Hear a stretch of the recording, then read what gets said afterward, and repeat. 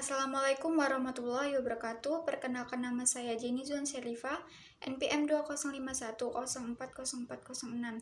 Di sini saya akan menyampaikan hasil wawancara saya.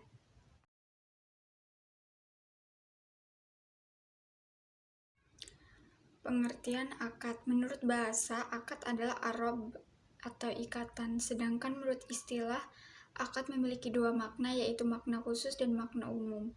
Makna khusus akad adalah ijab dan qabul yang melahirkan hak dan tanggung jawab terhadap objek akad atau maqud alaih. Sedangkan makna umum akad adalah setiap perilaku yang melahirkan hak atau mengalihkan atau mengubah atau mengakhiri hak, baik itu bersumber dari satu pihak ataupun dua pihak. Selanjutnya yaitu hukum akad. Hukum akad, ada 3 pendapat tentang hukum akad, yaitu yang pertama, menurut mazhab Zahiriyah, hukum akad pada asalnya adalah terlarang, sampai ada dalil yang melandasi kebolehannya, sehingga akad yang boleh dilakukan adalah akad yang secara nas ada dalilnya. Jika tidak ada, maka akad tersebut terlarang. Yang kedua, menurut jumhur fuqaha, hukum akad pada dasarnya adalah boleh, selama tidak melanggar kaidah-kaidah umum dalam muamalah. Dan yang terakhir, menurut mazhab Hanabilah, khususnya Ibnu Taimiyah dan Ibnu Qayyim, lebih longgar selama tidak ada dalil syar'i yang melarang suatu akad, maka dibolehkan, bahkan dibolehkan untuk mendesain akad-akad baru. Selanjutnya ada macam-macam akad dalam transaksi lembaga keuangan syariah. Yang pertama, akad murabahah. Macam-macam akad ini adalah sebuah akad jual beli di mana harga serta keuntungan yang disepakati pihak penjual dan pembeli. Jenis barang juga sudah diserahkan setelah akad jual beli barang. Pembayaran dapat dilakukan dengan cara dicicil atau mengangsur pembayaran itu sekaligus. Dalam hal ini, pembeli membayarnya dengan harga lebih sebagai keuntungan yang sudah disepakati bersama. Yang kedua ada akad wadiah. Akad wadiah adalah akad penitipan barang atau uang antara pihak yang memiliki barang atau uang dengan pihak yang diberi kepercayaan untuk menjaga keamanan, keselamatan, dan keutuhan dari barang atau uang yang dititipkan. Yang ketiga ada istisna. Akad istisna merupakan akad pembiayaan barang yang diwujudkan dalam bentuk pemesanan dan pembuatan barang dengan kriteria dan juga syarat tertentu yang telah disepakati antara pemesan atau pembeli dan penjual atau pembuat.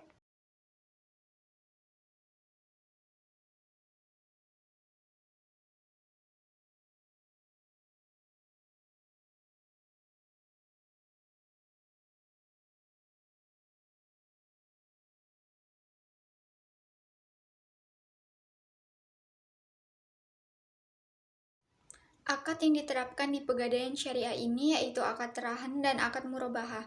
Khusus untuk akad terahan itu sendiri, khusus produk berupa produk gadai dengan produk gadai yang dicicil. Sedangkan untuk akad murabahah itu khusus untuk nasabah yang menggunakan cicilan logam mulia atau syariah ultimate dengan emas ultimate.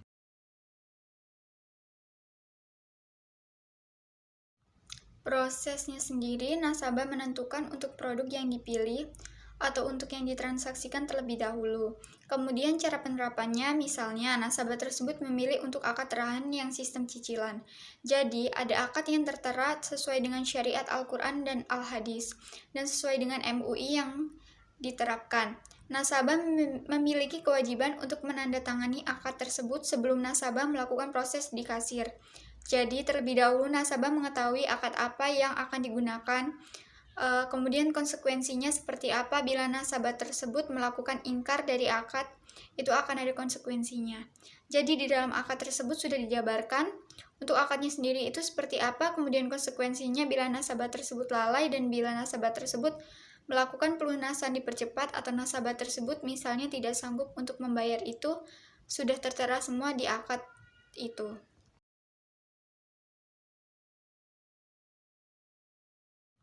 Prosesnya sendiri, nasabah menentukan untuk produk yang dipilih atau untuk yang ditransaksikan terlebih dahulu.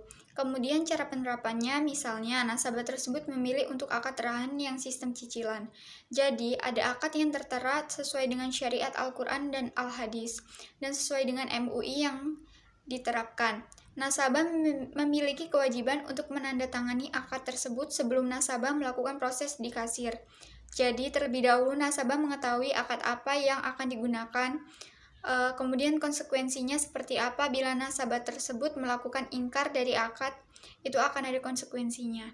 Jadi di dalam akad tersebut sudah dijabarkan untuk akadnya sendiri itu seperti apa, kemudian konsekuensinya bila nasabah tersebut lalai dan bila nasabah tersebut melakukan pelunasan dipercepat atau nasabah tersebut misalnya tidak sanggup untuk membayar itu, sudah tertera semua di akad itu.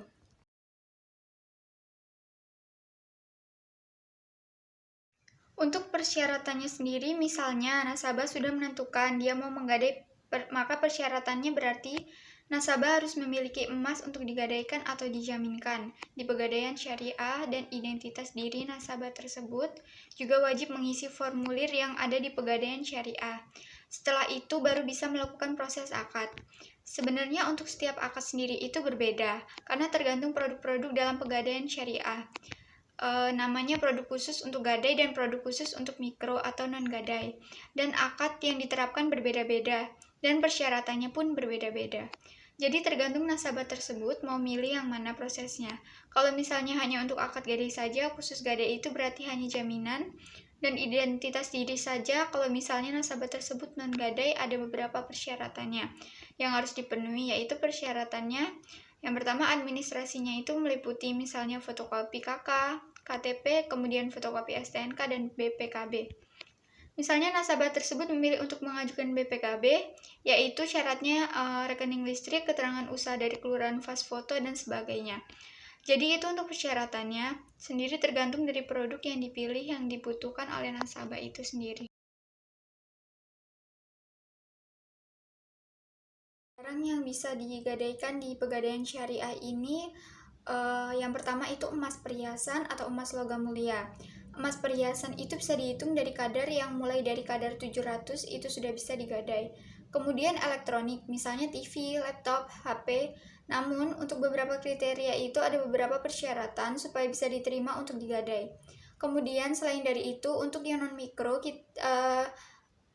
Pegadaian ini ada juga namanya Pegadaian BPKB kendaraan. Jadi BPKB kendaraan yang dijaminkan, BPKB-nya saja unitnya tetap bisa digunakan. Ada juga kalau nasabah mau menggadaikan unit kendaraannya, juga bisa jadi selain dari unitnya, surat-suratnya juga ditetapkan di sini. Menggadainya langsung atau dengan akad rahan. Jadi kalau kendaraan itu bisa motor atau mobil, kemudian kalau motor dan mobil bukan hanya unitnya aja, tapi juga surat-suratnya yang juga digadaikan.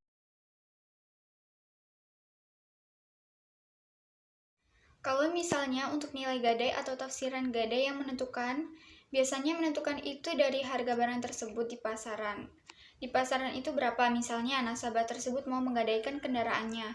Lihatnya itu dari harga second kendaraan ditafsir 70% dari harga second kendaraan di pasaran.